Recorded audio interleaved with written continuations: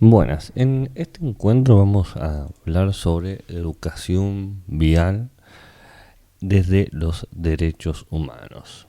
Hay que pensar que más o menos hace 50 y pico de años, allá por 1970, en Argentina, había un auto cada 32 habitantes aproximadamente. Hoy en día hay un auto por cada 3 habitantes.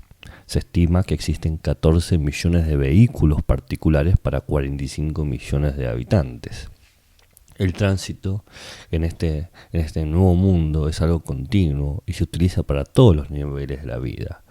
Se utiliza el tránsito para ir a trabajar, se utiliza el tránsito para ir a estudiar, se utiliza el tránsito para salir recreativamente, a pasear o lo que sea. Esto genera un cambio en cómo se entiende la relación entre la ciudad, el ciudadano y el traslado del ciudadano en la ciudad. Muchos entienden que la gente transgrede las normas porque no las conoce. Por ejemplo, cruzar en rojo. Como si no tuviesen conciencia de los riesgos que corren o si no tuviesen suficientemente sanciones para tenerles miedo a quebrar estas normas.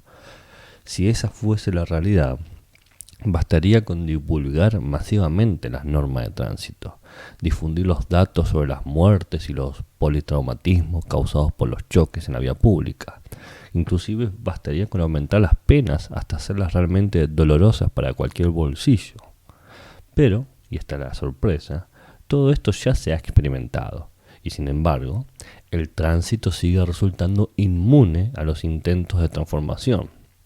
Quizás el problema no está en no conocer las normas o no ser consciente de los riesgos.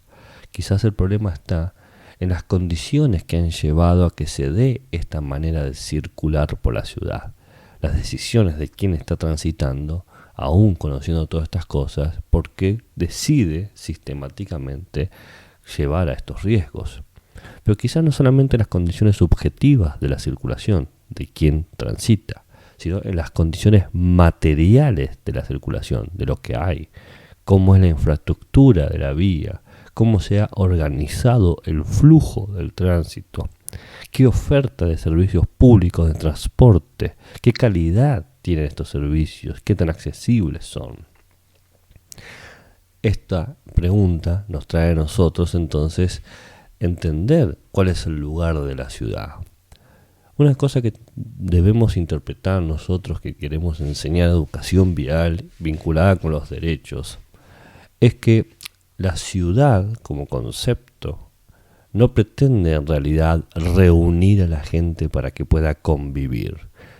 En cambio, la ciudad lo que busca es definir, establecer lugares específicos según nuestros estratos sociales, según nuestras condiciones.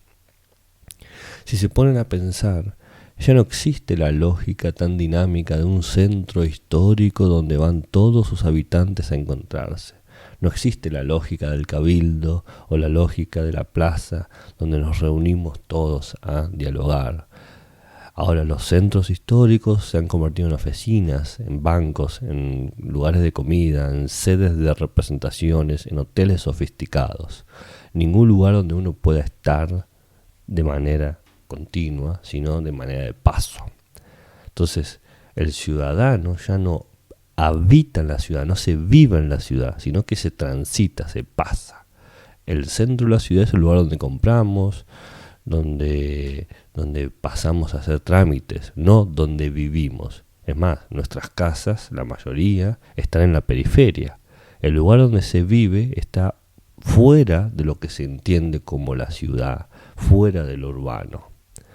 ¿Y por qué está en la periferia? Y bueno, está en la periferia porque acá se encuentran muchos recursos, como por ejemplo el barrio, ¿no? Y la ciudad, el centro de la ciudad, no tiene una cuestión donde uno pueda dormir cómodamente. Se dificulta la estadía. Entonces, lo que entendemos, el imaginario que tenemos de ciudad, ya no cumple la condición de un lugar de encuentro e intercambio. Es un lugar de paso. Venimos a comprar y nos vamos. Venimos a hacer trámite y nos vamos. ¿A dónde nos vamos? A nuestro barrio. Esta ciudad está definida entonces con otros criterios. No para unificar el pueblo y que pueda expresar sus ideas, sino que está reunido con los criterios de el desarrollo económico, de lo eficaz, ¿no? Se da una separación y una especialización de los espacios y las competencias. Lugares diversos para personas diversas, ¿no? Lugares diversos para funciones diversas. Cada lugar tiene su espacio. La peatonal es justamente un lugar de paso, ¿no? Un lugar donde se transita. Y usted puede tener algo para hacer ahí si puede pagar los servicios. El supermercado, los kioscos, inclusive las escuelas que están en el centro son lugares de paso para nosotros, los que vamos a trabajar o enseñar o lo que sea. Pero a su vez, no solamente la ciudad ya no pretende reunir, sino definir funciones. Esta es la parte comercial, esta es la parte de oficinas, etcétera. Puedo pensar, qué sé yo, aquí en la peatonal y en el centro cívico. Sino que también el ciudadano, como parte de la ciudad, asume que sus derechos no son derechos sociales, sino que los derechos en cuanto a tránsito son derechos particulares. Pensemos que el tránsito y la circulación imponen nociones de valor y nociones de norma.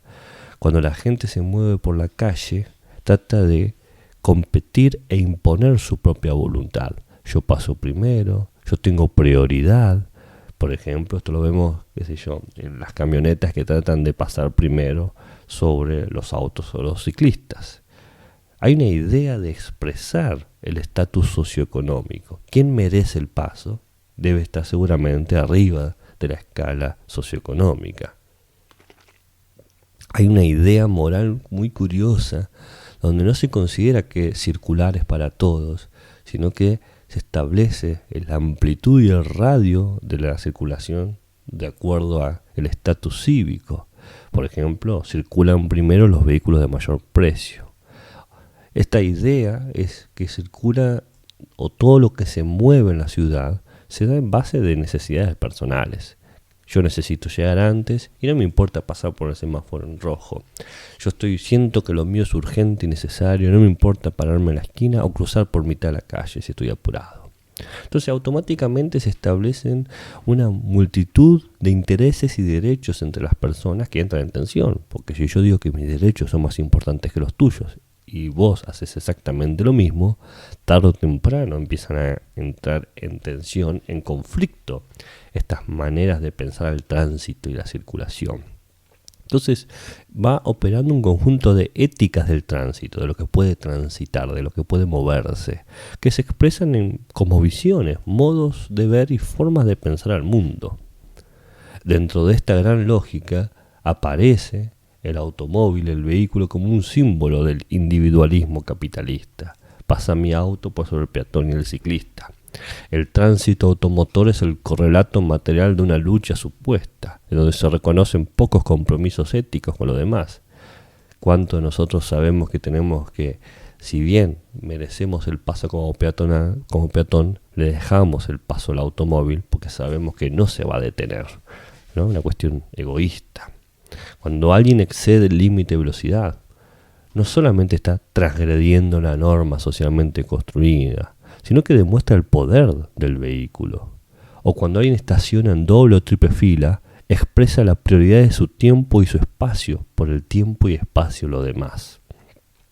Entonces esta doble relación entre que la ciudad ya no pretende reunificar, sino que nos define lugares específicos con funciones específicas, y el ciudadano asume que los derechos de tránsito que tiene no son algo social, sino que son algo particular, egoísta, individualista, nos da entonces una expresión de sospecha. Vemos que la ciudad no está hecha para vivir y vemos que el ciudadano quiere imponer sus valores sobre la comunidad que lo ha dado. Hay una sospecha entonces hacia la sociedad en general y al Estado particular. Por ejemplo, ¿por qué debería respetar yo las señales de tránsito si el mismo funcionario público que las puso allí se enriquece ilícitamente con dinero público?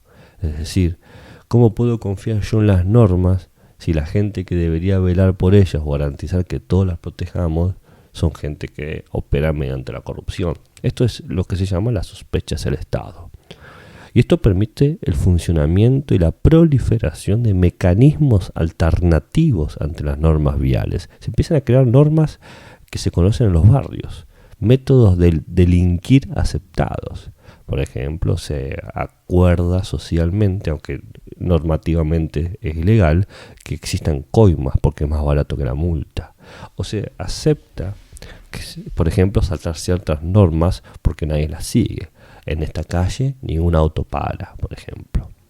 Los problemas del tránsito entonces muestran todo un resquebrajamiento del contrato social. No es simplemente que cada quien le dé la gana, sino es que simplemente que el Estado no está lo suficientemente presente para que nosotros sintamos que compartimos las normas. Se evidencia las relaciones políticas cívicas de la forma más palpable, porque es lo más público el tránsito, es lo que está más a la vista, lo que salta. A veces lo que pasa dentro de una escuela lo saben solamente los estudiantes y los docentes y los preceptores y la maestranza. Lo que pasa dentro de las oficinas burocráticas lo saben los burócratas y la gente que está. Pero el tránsito es lo más público del Estado, es el movimiento que todos vemos, y mientras más aceptamos mecanismos alternativos ante las normas viales, mientras más aceptamos métodos de delinquir, más estamos reforzando el juego de la sospecha, que la ciudad no está hecha para vivir y que cada quien puede imponer sus propios valores. Entonces, no podemos encontrar una solución para el tránsito en tanto no haya una nueva legalidad en el espacio público de nuestra sociedad, mientras no valoremos de otra manera a esto. Los problemas del tránsito muestran entonces este resquebrajamiento del contrato social y dan cuenta de nuestras relaciones políticas cívicas. Dan cuenta de que la solución del problema del tránsito, de lo vial, no está simplemente en tener más leyes, no está simplemente en mejorar calles para que podamos andar, que es importante lo normativo y lo material, pero que acá se está señalando que necesitamos una nueva conciencia sobre lo social y lo legal, de cómo es el espacio público, de cómo es transitar, de cómo es el orden vial. Tenemos que entender que los modos de circular de una sociedad, esta o cualquiera, dan cuenta de toda una serie de condiciones ético-morales que están influyendo en relaciones del propio Estado. Relaciones que son históricas, porque hay gente que hace años vive así y establece modos de moverse o de fluir en el tránsito. Relaciones que son sociales. ¿Quiénes son los que tienen mayor prioridad sobre otros, ¿no? Relaciones entonces históricas, sociales del Estado que materializan qué está bien y qué está mal, qué se puede hacer y qué no se puede hacer, quién puede andar y quién no puede andar. ¿Más o menos se está entendiendo? ¿Alguna duda, alguna pregunta, un interrogante, un comentario, un insulto, una nota al pie, una crítica constructiva, una crítica destructiva? ¿El de allá en el fondo me están escuchando? Bueno, buenísimo. Entonces, sigamos. Pensemos entonces que quizás para dar una nueva conciencia sociolegal de cómo es el espacio público, de cómo es transitar, de cómo es el orden vial, tenemos que incluir la lógica del derecho, de esto de los derechos humanos, de los derechos del niño y adolescente, dentro de la urbanidad, dentro de la ciudad. Y les puedo comentar que hace más o menos 10 para 15 años se ha generado todo un movimiento internacional conocido como el derecho a la ciudad, donde distintos grupos destacan sobre la importancia de entender el tránsito para establecer relaciones éticas y sociales que sean positivas y garanticen el bienestar de todos. Hay, por ejemplo, en el 2001 se fundó la Coalición Internacional para el Hábitat, que justamente está buscando cómo vivir en la ciudad o una ciudad para todos. También desde el 2002 existe el Fórum Urbano Mundial para determinar y caracterizar qué es la ciudad, qué es lo urbano. También desde el 2014 está la Plataforma Global por el Derecho a la Ciudad, que habla de cómo la ciudad nos debe satisfacer ciertos derechos. Y desde el 2016 la Organización Nacional de la ONU tomó como un rasgo necesario de los derechos humanos que la ciudad esté preparada para que podamos transitarla y habitarla. Todos estos movimientos sobre el derecho a la ciudad surgen ante la evidencia de que para el 2050 se está estimando que el 70% de la población va a vivir en zonas urbanas. Poco a poco lo rural o lo no urbano empieza a desaparecer, por lo que se vuelve necesario construir ciudades que sean un lugar para todos, donde podamos compartir los derechos universales, valores y objetivos comunes. Una ciudad que sea un lugar para todo el mundo, donde diferentes necesidades sean escuchadas y específicas, que puedan responderse de manera proporcionada a estas dichas necesidades. El derecho a la ciudad es el derecho de todos los habitantes, presentes y futuros, permanentes y temporales, para habitar, para utilizar, para ocupar, para producir, para transformar, gobernar y disfrutar a la ciudad. La ciudad en sentido amplio, pueblos y asentamientos urbanos también se entiende. Habitar, utilizar, ocupar, producir, transformar, gobernar y disfrutar. La idea es que esta ciudad, que es para todos los habitantes, tiene que ser justa. Nos tienen que incluir a todos nosotros, nos tiene que hacer sentir seguros que podemos vivir allí, que somos de cierta manera escuchados, respetados, y que sean ciudades con lógicas sostenibles.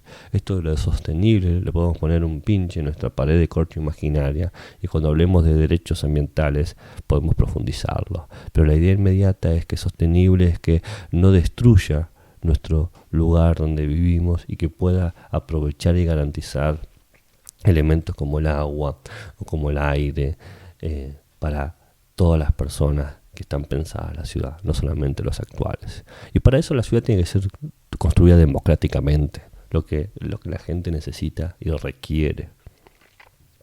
Si quieren que lo haga más sencillo, podemos decir que la ciudad tiene que ser definida como un bien común de todos los ciudadanos, un bien común necesario para la vida digna. Por lo tanto, debe compartirse y pertenecer a todos los miembros de la comunidad. Recordemos que estamos hablando de ciudad en el sentido muy amplio: metrópoli, población, pueblo, asentamiento, toda aquella forma que tenga edificios, calles o elementos que constituyen una comunidad política organizada institucionalmente como una unidad gubernamental local, que por ejemplo puede tener características municipales, sirve como ciudad. El derecho a la ciudad, entonces, significa garantizar la vida en asentamientos humanos. Vida en el sentido de vivir habitando libre de discriminación, con igualdad de género, donde se integren las minorías y las diversidades raciales, sexuales y culturales. Una ciudadanía lógicamente inclusiva, donde fomente la participación política, donde se cumplan los deberes y funciones sociales, donde se reconozcan y apoyen los distintos procesos de producción y de habitar, donde, por ejemplo, se establezcan economías diversas e inclusivas, por ejemplo, como sea, no solamente la lógica del mercado donde vos con tu plata pagás algo, sino que existe el trueque o el intercambio, donde se establezcan vínculos urbanos rurales inclusivos. Esto nos lleva a establecer dentro de la agenda de los derechos urbanos la idea de que podemos pensar en 8 derechos urbanos que se pueden incluir. Entonces, veamos un poquito cuáles serían estos 8 derechos propuestos. El primero es que la ciudad debe estar o debe ser libre de toda discriminación. Recordemos que cuando hablamos de discriminación es no discriminar a nadie por motivos de género, de edad, de estado de salud, ingresos, nacionalidad, origen étnico, condición migratoria, es decir, inmigrante, por ejemplo, orientación política, orientación religiosa u orientación sexual, ¿no? Simplemente que vos puedas andar por la calle sin miedo por el simple hecho de ser quien eres. El segundo derecho es que la ciudad tiene que abarcar todas las minorías y todas las diversidades étnicas, raciales, sexuales y culturales. Esto tiene que ver ya no con la discriminación, sino con respetar, proteger y promover, acá estaría la clave, las costumbres, los recuerdos, las identidades, los idiomas, las expresiones artísticas y culturales de cada uno de sus habitantes. Cada persona tiene sus formas de entender su identidad o su comunidad y tiene derecho a poder festejarla, presentarla, divulgarla. El tercer derecho sería garantizar la igualdad de género. Es decir, por ejemplo, tomar todas las medidas apropiadas para asegurar el pleno desarrollo de las mujeres y las niñas, el pleno ejercicio y la realización de sus derechos humanos, una vida libre de violencia. No puede ser que una mujer o una niña tenga que pensar sobre qué calle pasar justamente por miedo a que le pase algo. El cuarto derecho es la garantización de la participación política, que implica justamente que los gobiernos tienen que tener responsabilidades y garantizar el ejercicio de la ciudadanía, que puedan reclamar, y defender y promover sus ideas, que tenga una función social equitativa, que uno pueda decir esto hay que modificarlo y que pueda ser escuchado y ponderado o evaluado. El quinto derecho es que la ciudad tiene que cumplir una función social, tiene que garantizar el acceso equitativo y asequible de todos a la vivienda, los bienes, los servicios y las oportunidades urbanas. Es decir, que todos puedan tener casa, que todas las casas tengan los servicios necesarios, que todas las casas y los servicios permitan que la gente acceda a, por ejemplo, alimentos o qué sé yo, sí, creo que alimentos, escuelas, etcétera, y oportunidades urbanas. Esta idea de la oportunidad urbana refiere a que todos puedan tener el mismo acceso a lo que ofrece la ciudad y no se tiene que ir lejos. Por ejemplo, que no exista un único centro cívico, sino que cada departamento tenga un centro cívico. O que no existan líneas de colectivo que no pasen hasta cierto punto, sino que sea una línea de colectivo posible desde tu lugar, que no tengas que tomarte 3 o 4 colectivos para llegar a cualquier lugar.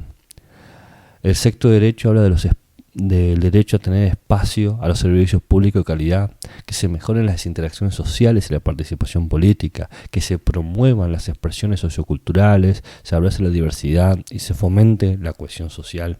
Es la idea de constituir una ciudad segura y de calidad, porque yo te puedo poner un servicio de colectivo, volviendo a la idea de los servicios, pero aún así que funcione de lunes a viernes de 8 a 12. ¿Qué pasa si yo necesito después de las 12 el colectivo? ¿No? Acá la calidad es relevante, porque cuando el flujo no está regulado de una manera democrática, se dificulta la participación política. Y si se dificulta la participación política, uno no puede sentirse comprometido con una ciudad que lo expulsa, donde uno siente que no tiene lugar, que uno va, por ejemplo, al centro y sabe que no pertenece ahí. Esto nos lleva al derecho número 7, ofrecer economías diversas e inclusivas. Es la idea de poder salvaguardar y asegurar los distintos accesos a distintos medios de vida seguros y trabajo decente para todos los habitantes. Dar cabida a otras economías es, por ejemplo, la economía social y solidaria o la economía compartida, donde se dé espacio para poder pensar otras formas de movilizar la ciudad. Qué sé yo, reconocer el cuidado doméstico como parte de la lógica de trabajo. Y el octavo derecho habla sobre la garantía de que haya vínculos entre lo urbano y lo rural de forma inclusiva. Que no hay que expulsar a lo rural como diciendo acá está lo atrasado, en la ciudad somos los progresivos, sino hay que entender que esto es un vínculo que no se puede romper y que existe, que urbano y rural en realidad son dos caras de la misma moneda o que es exactamente lo mismo. En el sentido de que ambos están implicados dentro de la biodiversidad, dentro del ecosistema, dentro de los hábitats naturales, son parte de formas de relacionarse socioéticamente con el entorno que nos permite subsistir. Entonces, poder generar unas relaciones donde no sea una extrañeza pensar en el campo para el urbano, o que para el rural sea una extrañeza pensar en el cine, por ejemplo, en un cinema, eso es cumplir una ciudad que sea digna sobre la cual vivir. Pero sabemos muy bien que es difícil y bastante complicado crear eso. Entonces acá empieza nuestro lugar como docentes, como profesores, porque todo esto que estamos hablando del concepto de cómo se relaciona la ciudad y el ciudadano y cómo podemos pensar en derechos urbanos en esta relación. Tenemos que entender que mientras se complejiza la circulación en las ciudades y en las rutas, ha crecido la preocupación por concientizar a la población acerca de los riesgos del tránsito. Hay muchos medios masivos de comunicación que hablan sobre eso. Hay muchas políticas especiales sobre cómo hay que ser conscientes del riesgo del tránsito. Entre estos puntos de esfuerzo, la escuela tiene una obligación, que es implementar programas de educación vial desde las edades tempranas. Trata de satisfacer las escuelas una demanda social de pensar una educación por los derechos urbanos, por los derechos viales. Ya no basta con enseñar cuáles son las señales de tránsito. El cartel que dice rojo es para parar, los carteles que son amarillos precaución, los carteles que son azules son de información.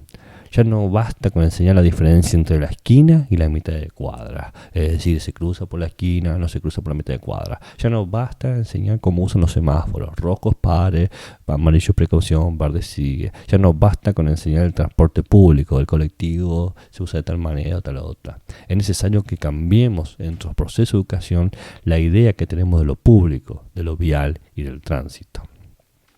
Tenemos que entender que hay un imaginario que ha alimentado estos problemas cívicos de lo vial. La idea es que, este imaginario, esta fantasía, es que todo puede hacerse desde la casa, sin necesidad de circular, sin necesidad de moverse. Y es preferible no salir a casa, porque afuera de la casa está lo peligroso, lo ajeno. Jugar en la calle es peligroso, tenemos que estar encerrados en la casa. Ante esta fantasía, este imaginario, los docentes históricamente hemos tomado dos actitudes. Una, enseñamos a través del peligro. Le decimos cuántos son los accidentes, cuántos son las muertes y alimentamos el temor. ¿No querés que te pase esto? Hacé tal otra cosa. Y también la otra actitud que se ha tomado es enseñar a través de las leyes precisas. Decimos, estas son las normas del tránsito. Repetilas y cumplirlas. No preguntemos si están bien o están mal o si son adecuadas o inadecuadas. Hay que tener una memoria acrítica de cómo vivir en la ciudad. Una memoria acrítica, sin crítica. Ninguna de estas dos actitudes, el registro de los peligros, las leyes, pensar en recordar las leyes, esta idea de lo peligroso y de lo ajeno, no supone una enseñanza ética, no supone una enseñanza de qué compromiso tenemos la gente como ciudadanos al transitar por la ciudad, qué compromiso tenemos nosotros con la existencia del espacio público. Entonces, en vez de fortalecer la idea de la educación vial como esta educación del peligro o de las leyes, quizás podemos pensar en la educación del transeúnte.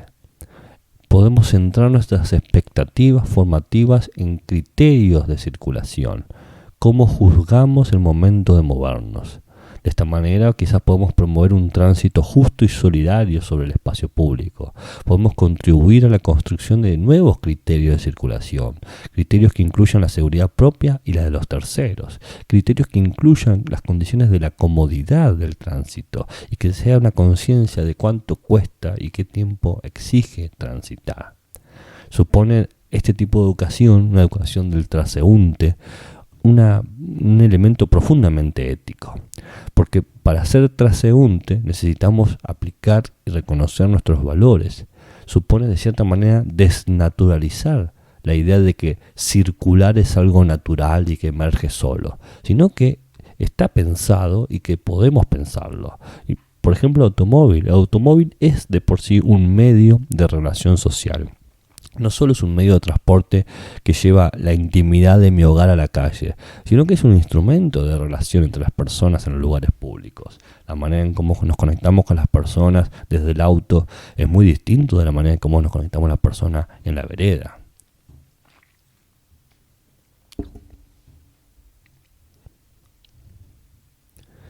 Una educación, entonces, del transeúnte es una educación en valores para el tránsito.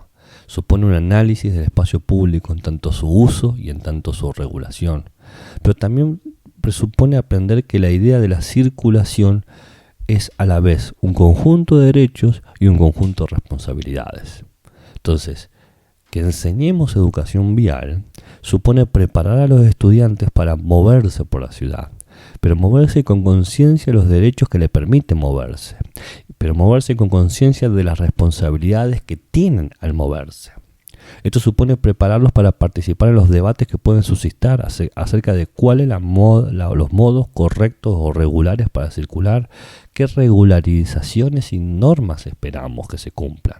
Supone formar a nuestros estudiantes para que asuman una actitud participativa, crítica y creativa en la resolución de los conflictos que refieren a todo el espacio público. Por lo tanto, con esta lógica podemos definir educación vial o de transeúnte con esta nueva idea que sería algo así como educación vial con valores. Valores para que el transeúnte tenga un conjunto de saberes conceptuales y prácticos.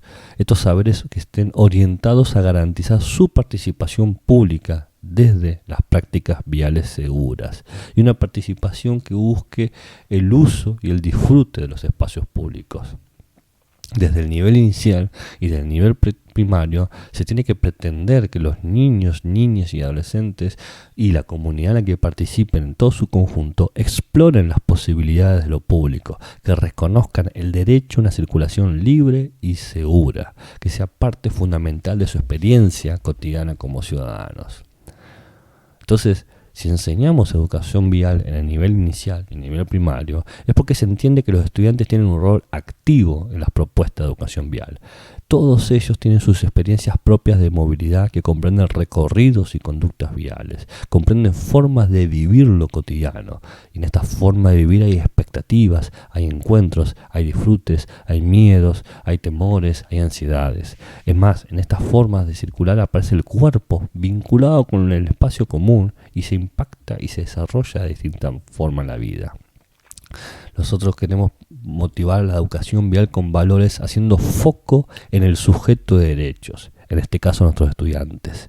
No hacemos foco en las vías, en los caminos, en las normas, que son elementos inertes que no pueden entender porque están ahí, sino los sujetos de derechos que usan los caminos, que usan las normas. La propuesta es formar al ciudadano que transite por la ciudad, cualquiera sea el medio o la forma que utilice para desplazarse.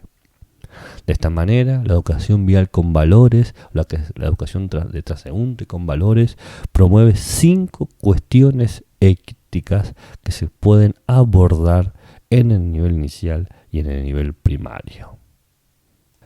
Pero antes, ¿estamos hasta aquí? ¿Alguna duda? ¿Alguna pregunta? ¿Se ha entendido? ¿Anotaron todo? Bueno, buenísimo. Sigamos. 5 cuestiones éticas que promueve la educación de transeúntes con valores o la educación vial con valores. Primero, el valor del tránsito seguro, que los estudiantes puedan reflexionar sobre sus prácticas cotidianas, que se entiendan como peatones o como pasajeros del transporte público, como ciclistas acompañantes en vehículos particulares, es decir, que puedan incorporar conductas seguras de acuerdo a cómo se mueven en el espacio público. Segundo, la participación ciudadana. Es fundamental motivar y acompañar a nuestros estudiantes para que expresen sus opiniones, para que puedan realizar aportes e intervengan desde su perspectiva y creatividad cómo pueden ser las mejores formas de convivir en lo público, en el movimiento vial. Tercero, el cuidado de la salud. Transitar de forma segura implica entonces asumir comportamientos del cuidado de sí, de los otros, de la integridad psicofísica y de la vida, la propia vida y la vida de las personas con quienes compartimos los espacios públicos. Se promueve la incorporación de hábitos saludables a través de la movilidad activa. Esto seguramente se lo han imaginado: caminata, ciclismo, juegos o deporte. Cuarto, el desarrollo de la autonomía. Durante las primeras infancias es necesario fortalecer y acompañar las experiencias de cómo explorar el entorno, de cómo buscar soluciones a los problemas, de reconocer las posibilidades y límites de lo público. Todo esto con el fin de favorecer la toma de decisiones y el desarrollo de distintas habilidades de movimiento. Los estudiantes deben tener tiempo y espacio para realizar actividades de manera autónoma. Por ejemplo, ir a la escuela solo, salir a jugar con amigos o ayudar en las compras en el barrio. Quinto, la movilidad justa e inclusiva. Las conductas de tránsito y los usos del espacio público reproducen y expresan relaciones de poder en nuestra sociedad. En las formas de circulación vigentes se han manifestado desigualdades de género, de clase, de edad y de impacto sobre el ambiente. Tenemos que comprender esto. Comprendiéndolo nos permite pensar en estrategias de educación que promuevan la accesibilidad y la sostenibilidad, que uno pueda moverse de forma igualitaria, inclusive y solidaria. Entonces, debe entenderse que todos los espacios viales, tanto urbanos como rurales, generalmente no son ambientes cuyo diseño estén contemplando las características y las necesidades de gran parte de la población. Las ciudades no están pensadas en cómo los niños y niñas se mueven por la calle, o cómo los adultos mayores se mueven por la calle, o cómo las personas con discapacidad se mueven en la calle. No están incluidos en la lógica de eso. Entonces, esto supone que niños, adultos mayores y personas con discapacidad al momento de transitar tienen que estar mucho más atentos, tienen que tomar decisiones más complejas, tienen que poder evaluar los riesgos. En el caso de los niños y niñas de nivel inicial y primario, tienen que entender que las características propias de su desarrollo, como físico, cognitivo, conductual o emocional, son fundamentales a la hora de decidir cómo moverse. Por lo tanto, nosotros cuando enseñemos esto tenemos que incluirlos para orientar y acompañar sus necesidades en cada etapa formativa. El saber vial no tiene que ser un conocimiento abstracto, conceptual o lejano. Es un saber que acompaña las experiencias cotidianas, fortaleciendo las habilidades, brindando confianza, promoviendo autonomía. Muy bien. En primaria se tiene que enseñar los principios de valores que permitan medir la relación entre las normas de tránsito y los derechos humanos que se comprenden y se cumplen en estas normas. Identificar los valores generales como la solidaridad, el cuidado general y el otro, las relaciones entre la vida cultural y la vida cotidiana. Lo que estamos tratando de hacer es buscar una reflexión sobre la solidaridad en el tránsito, en el cuidado personal y el cuidado del otro, en el sentido de respetar las normas. Y según los ciclos hay enseñanzas distintas.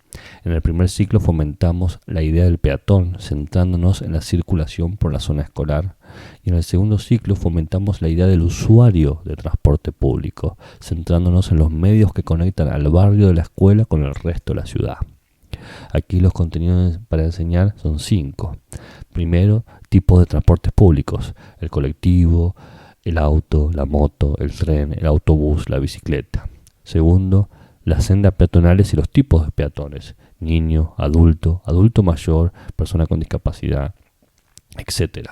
Tercero, el reconocimiento de los lugares que son públicos y los lugares que son privados. Por ejemplo, las plazas, las veredas, los negocios, los bancos, las casas, etc. Cuarto, el reconocimiento de los sonidos de la ciudad: cómo suenan los autos, cómo suenan los colectivos, cómo suena una muchedumbre de gente. Y quinto, el aprendizaje en el uso de los semáforos, desde los automóviles, de las bicicletas, de los peatones, de cualquier persona, cómo tienen que usar los semáforos. Los contenidos a enseñar están enmarcados dentro de estos marcos grandes de contenidos generales. Por ejemplo, mapas importantes de la comunidad escolar: cómo es la manzana de la escuela, cómo es el barrio de los estudiantes, cómo es el centro de la ciudad, cuáles son los lugares importantes o representativos de la ciudad, museos, hospitales, negocios, etc. También se enseña cómo ser un acompañante en un vehículo. Recordemos que hasta los 10 años los niños y niñas deben viajar con un sistema de retención infantil. Acá se tiene que prestar atención al asiento del grupo 3, que así se llama, que es para niños y niñas de 6 a 12 años y supone un cinturón de 3 puntos adelante de firmeza que va desde los hombros hacia la cintura. Hasta los 12 años los niños deben viajar atrás, con las puertas cerradas y con seguro y con volumen bajo de la música. También hay que pensar en la motocicleta y bicicleta, que es algo muy común que suceda.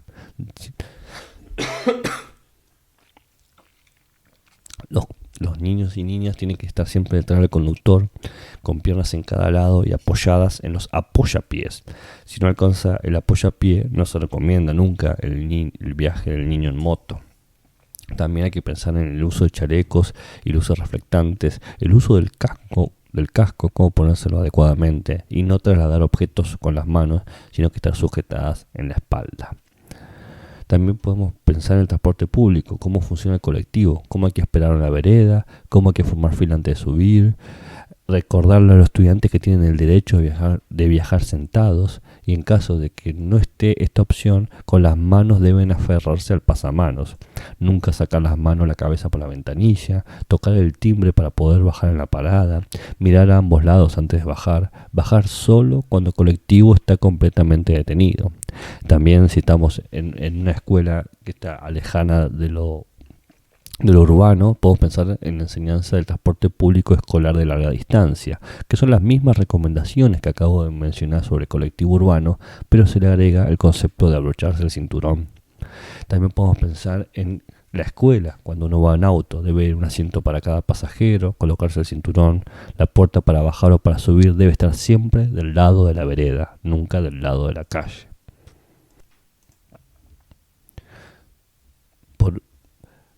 También tenemos que poder enseñarles cómo ser un buen ciclista. Hasta los 12 años se recomienda que los estudiantes circulen en bicicleta siempre acompañados con adultos o sujetos responsables de ellos. Utilizar el casco y se circula en el sentido de la calle, por la bicisenda, si existe, por el lado derecho de la calle, lo más cercano posible a la vereda. Al ser un vehículo, la bicicleta tiene prioridad de paso a los peatones. Uno no puede pasar antes que los peatones y se deben respetar los semáforos y las esquinas. Y a su vez, la bicicleta tiene que ser del tamaño del ciclista. Y se puede enseñar, cuando enseñamos el mundo del vehículo ciclista, el equipamiento, las ruedas infladas, que tienen que tener luces blancas y rojas, el espejo retrovisor, la bicicleta tiene que tener elementos reflectivos, un elemento de portaequipaje, el casco que tiene que llevar uno, timbre o algo similar a una bocina que pueda anunciar que uno está pasando. Y por último, sí podemos enseñar las señales, ¿no? Las señales de tránsito. Recordemos que hay 4 categorías de señales de tránsito. Las que son prescriptivas imperativas, mayormente de color rojo, más negro y azul, que prohíben, restringen o establecen preponderancia, qué sé yo, no avanzar, esto es contramanos, no girar a la izquierda, no estacionar, límite de velocidad, límite de altura.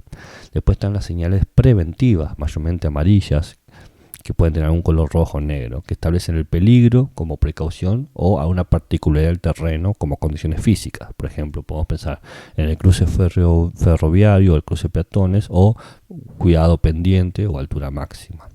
Después están las señales informativas, mayormente son verdes o azules, con algunos tonos de blanco o negro. Estas informativas mayormente son de nomenclatura urbana, la altura, qué sé yo, el número de calle o el kilometraje, sobre características viales, a una modificación del terreno, por ejemplo, aquí comienza la ruta o aquí comienza la autopista, y si no también puede ser sobre turismo y servicios, que dispone la ciudad. Acá hay un hospital, aquí hay una escuela, aquí hay un aeropuerto. Y por último están las señales de tránsito que son, valga la redundancia, transitivas, mayormente son naranjas y que advierten que se está construyendo, haciendo mantenimiento de la ciudad, gente trabajando, conos, barreras, etc.